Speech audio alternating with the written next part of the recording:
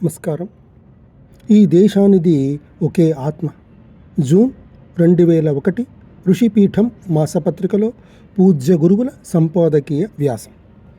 ఈ భారతదేశం అఖండం, ఇది నాది అనే భావన మనకెవ్వరికీ రాజకీయంగానో భౌగోళికంగానో క్రొత్తగా కలిగించిన అవసరం లేదు. ప్రాచీన కాలంలో విశాల భారతం చిన్న చిన్న రాజ్యాలుగా ఉన్నప్పుడు కూడా ఈ సమైక్యతా భావన ప్రజల్లో మాత్రం వీడలేదు. ఆ చిరు రాజ్యాల ఎల్లలు ప్రజలకు లేవు. ఈ దేశ ప్రజల హృదయతంత్రి ఏకాత్మక భారతీయ సంగీతాన్ని అనాదిగా ఆలపిస్తోంది. రాజకీయ నినాదాల పని లేకుండా మనమందరము ఎప్పుడూ సమైక్య భారతీయ ఆత్మలమే. ఈ ఐక్యత అనేది కేవలం సనాతన ధర్మం, సంస్కృతి వలనే సాధ్యమైందని మనం అంగీకరించి తీరాలి. ఒక్కొక్క రాష్ట్రం, ఒక్కొక్క భాష, వైవిధ్యమైన జీవన విధానము, ఒక్కొక్క తరహా ఆచార వ్యవహారాలు, ఇన్ని భేదాలున్న పూసలలో దారంలా మనదైన ఆర్ష సంస్కృతి వీటిని ఏకం చేసింది.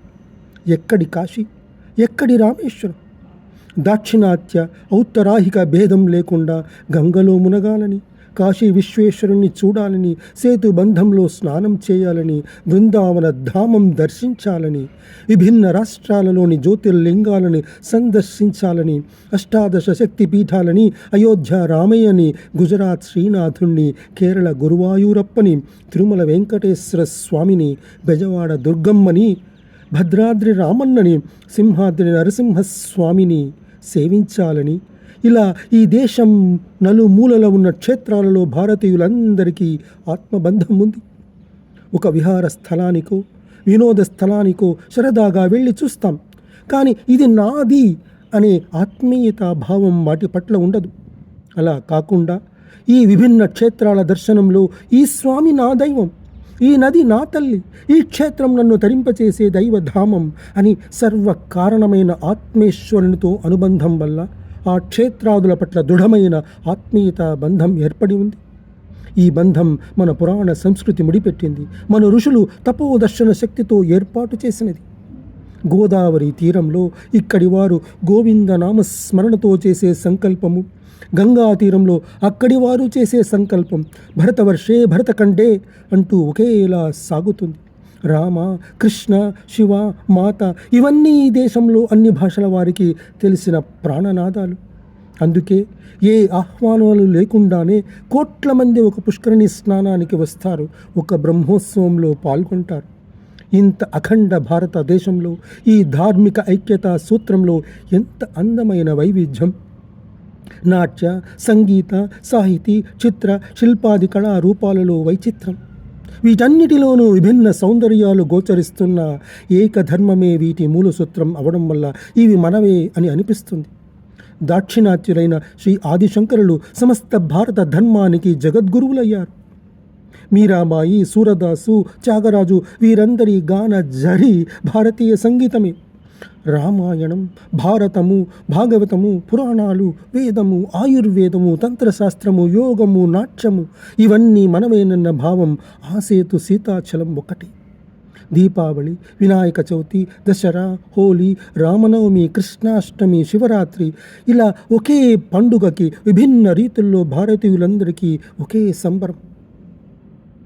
ఏ భాషకు ఆ భాష, ఏ రాష్ట్రానికి ఆ రాష్ట్రం తనదైన సంపదని, సాంస్కృతిక పురోగతిని కలిగి ఉన్నప్పటికీ భారతీయ సంస్కృతి అనే ఏక ఛత్రంలోనే ఇవన్నీ జరుగుతూ ఉన్నాయి.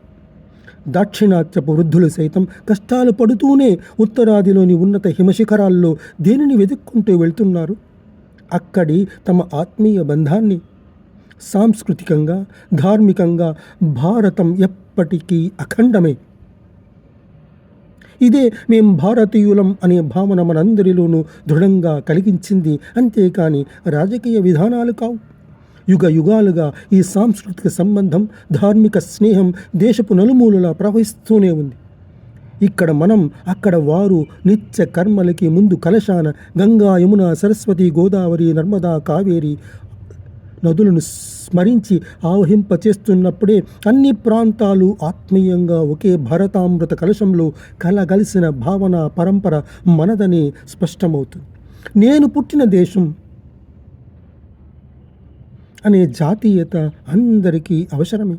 నా దేశ సంస్కృతి అనే జాతీయత దానికి మరింత బలాన్నిస్తుంది.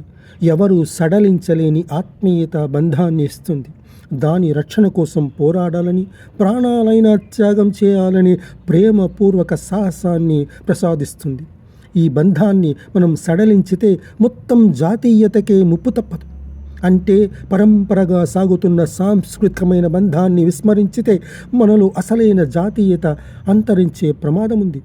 ఎందుకంటే మనం గుర్తించడం లేదు, కానీ మన శత్రుదేశాలన్నీ మన దేశాన్ని ఈ ఐక్య సాంస్కృతిక దేశంగానే గుర్తించాయి.